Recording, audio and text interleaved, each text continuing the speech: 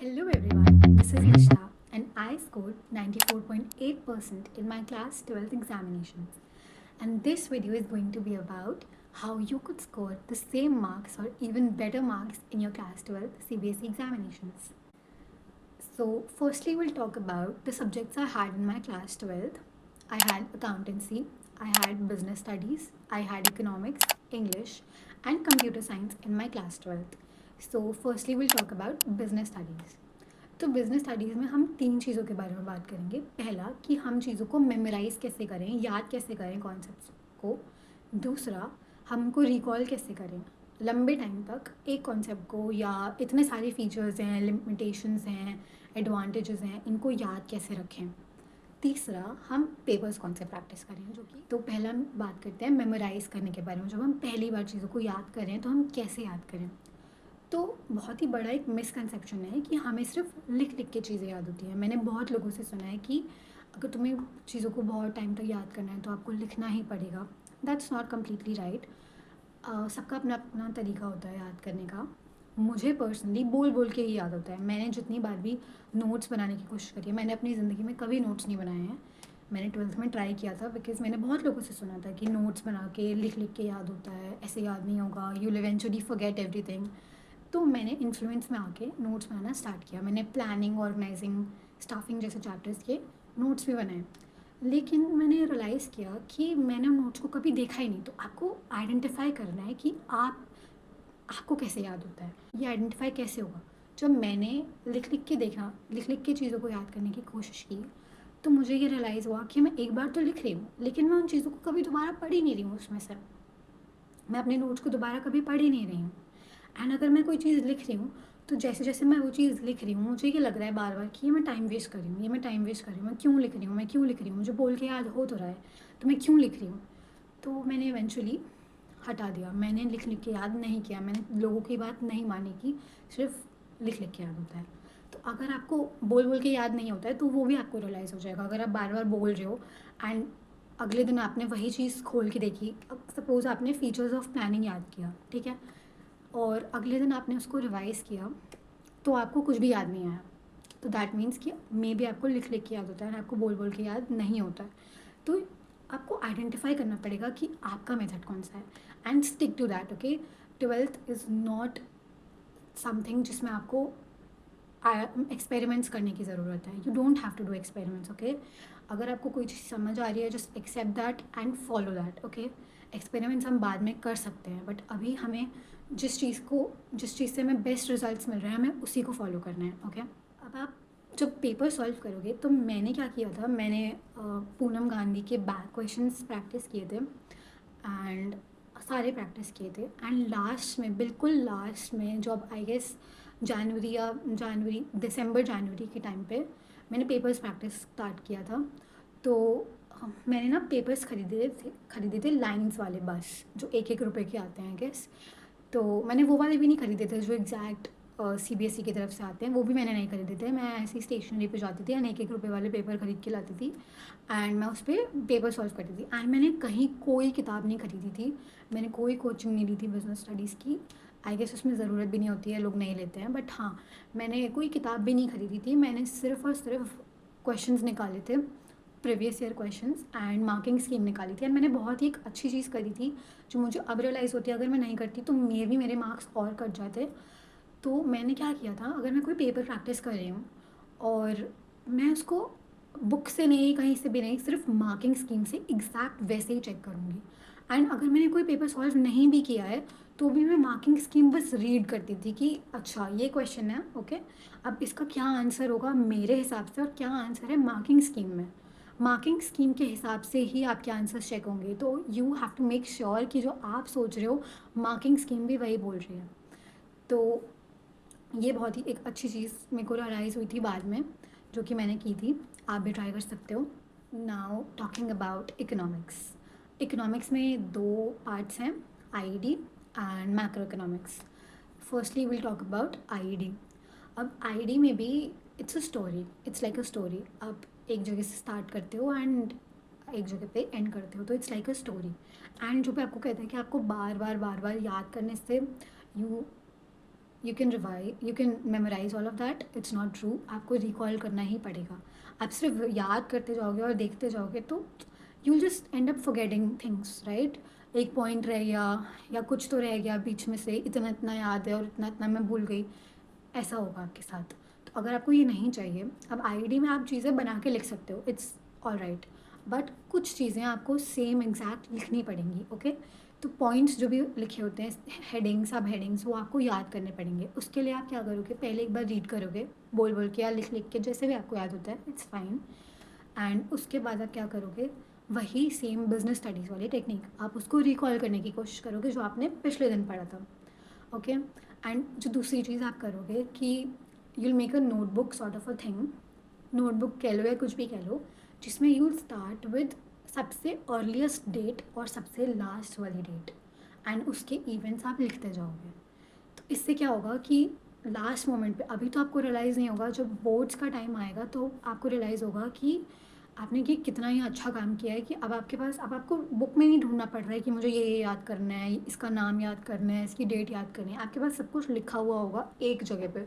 And दूसरी चीज़, आपको questions देखने ज़रूरी हैं, सिर्फ देखने नहीं, उनको सॉल्व करना। तो मैं क्या करती थी, आईडी में तो मैं बुक के पीछे वाले जो क्वेश्चन हैं उनका आंसर छुपा लेती थी, एंड वो क्वेश्चन पढ़ती थी, एंड एक बार ट्राई करती थी कि मैं जो सोच रही हूँ वो भी क्या वही सोच रहा है। एंड अगर मैं मैच नहीं कर पाती थी तो मैं अपनी मैम से पूछती थी कि ये मैच नहीं हो रहा है, एंड देन आई रियलाइज्ड कि कुछ कुछ चीज़ें आईडी में अलग हो सकती हैं। ऐसा नहीं है जो आपका आंसर है वो थोड़ा सा अलग हो सकता है, मतलब लॉजिकल होना चाहिए लेकिन थोड़ा अलग हो सकता है।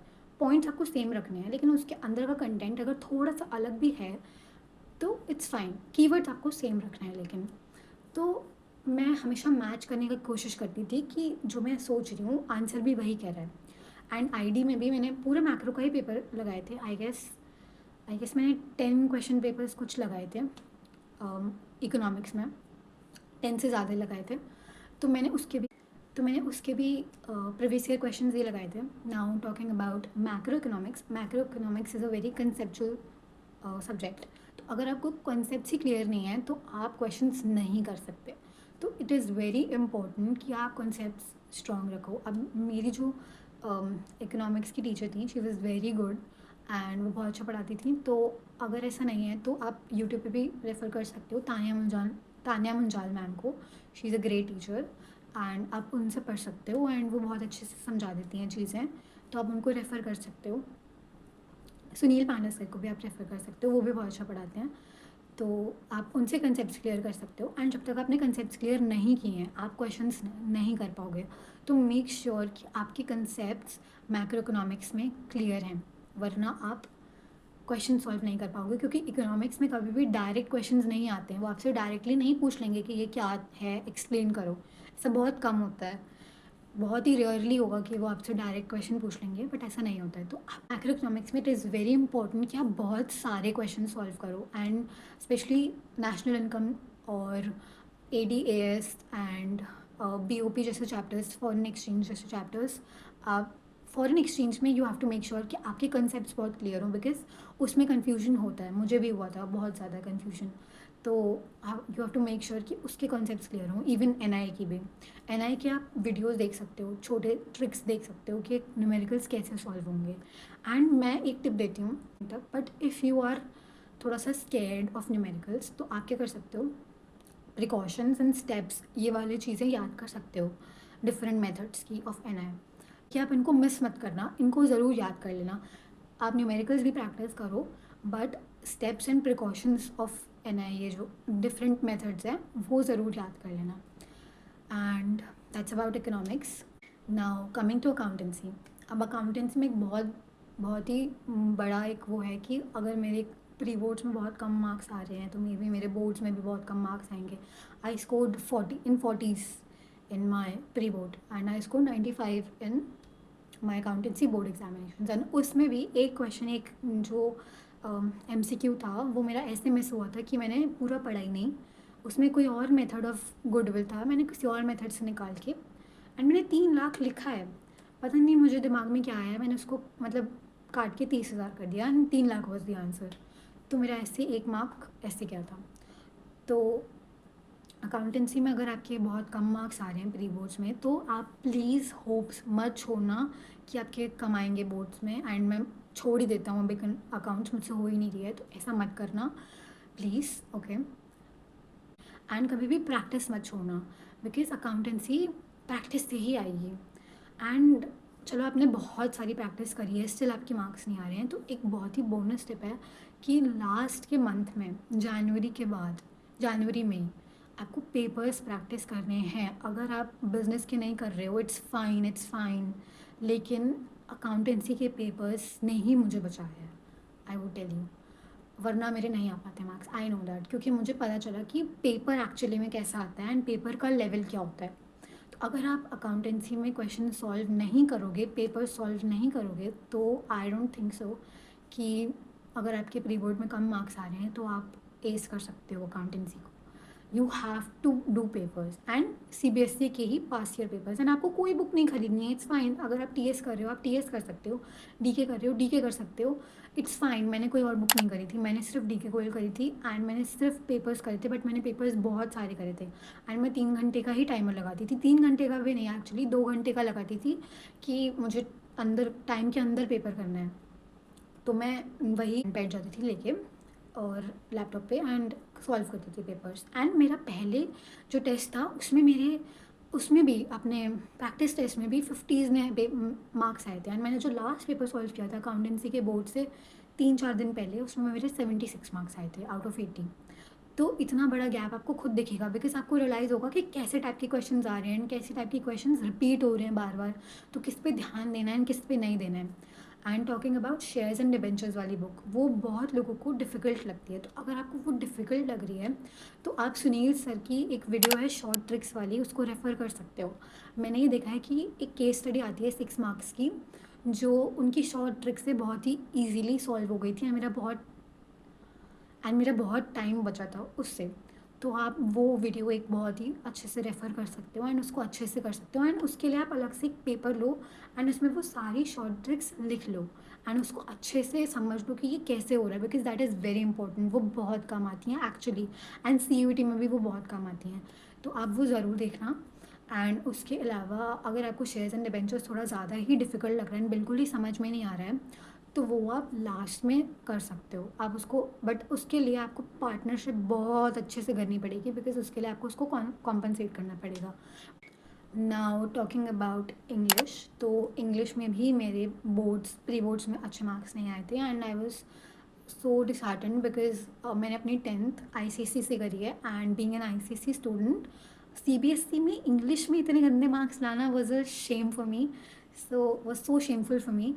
तो मेरे को बहुत बुरा लगा था कि मेरे इंग्लिश में इतने कम मार्क्स कैसे आ गए, बिकॉज मेरे इंग्लिश में आईसीएसई में भी इतने कम मार्क्स नहीं आते थे, सो कैसे हो गया, I was so shocked.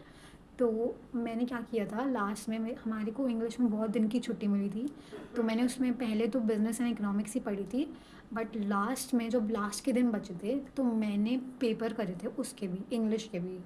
And मैंने ये देखा था कि मैं पहले पेपर खोलती थी एंड पेपर पढ़ती थी, एंड फिर मार्किंग स्कीम खोलती थी एंड मार्किंग स्कीम पढ़ती थी, एंड फिर देखती थी कि जो मैं कह रही हूँ वो ये कह रहा है कि नहीं।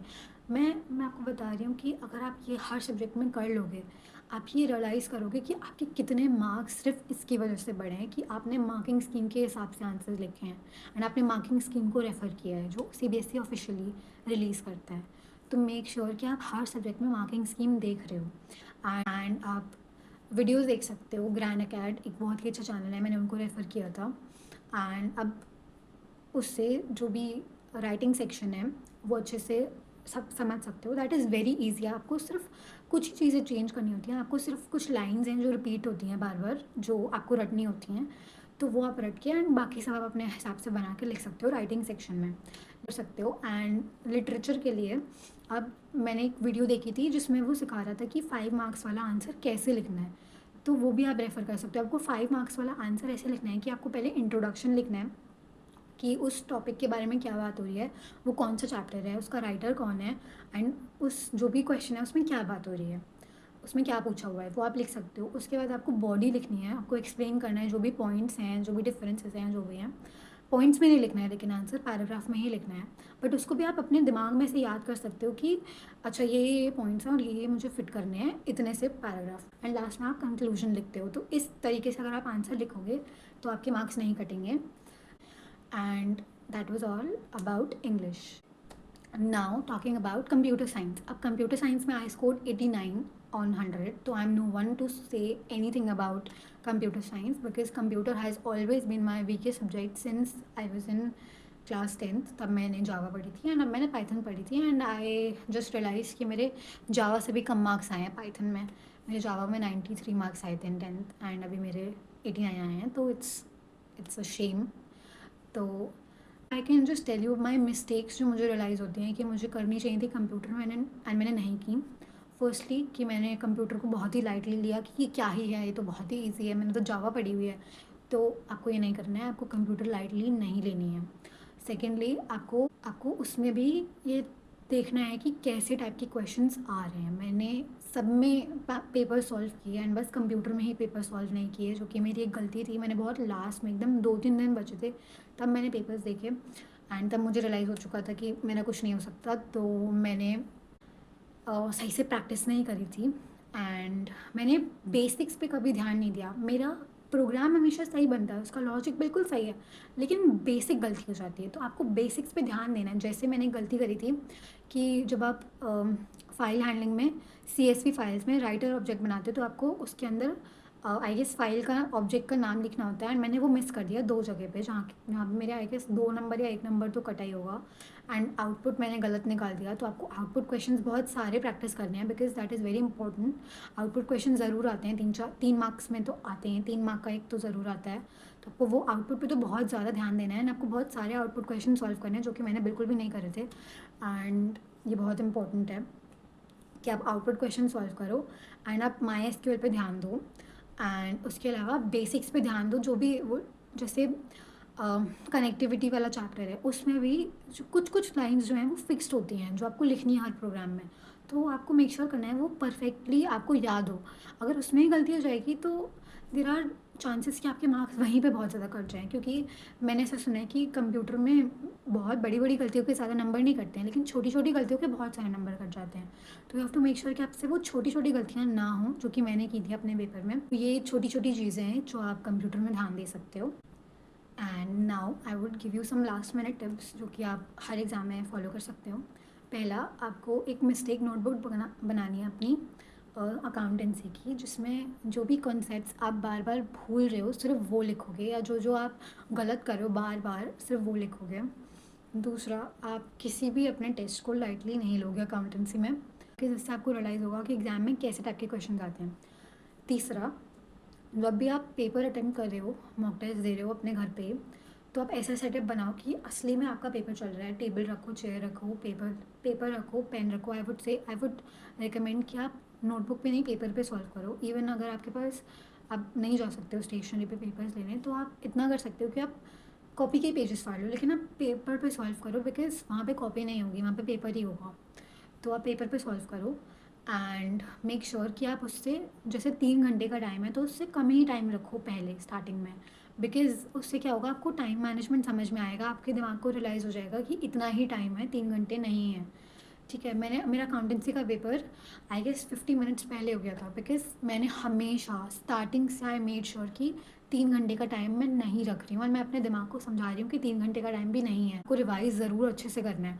मैंने बिजनेस स्टडीज़ में भी अपने 2 मार्क्स यहीं गंवाए हैं, मेरे 98 आए हैं, एंड मैंने 2 मार्क्स यहीं गंवाए हैं, बिकॉज एक केस स्टडी थी, उसका एक पार्ट था 2 मार्क्स का, जिसका मैंने क्वेश्चन पूरा पढ़ा ही नहीं, आधा पढ़ा है मैंने, उसके हिसाब से उसको आंसर कर दिया, एंड लास्ट में मेरे पास इतना टाइम ही नहीं बचा कि मैं रिवाइज़ कर पाऊँ, तो मेरे वहाँ पे मार्क्स चले गए 2 मार्क्स।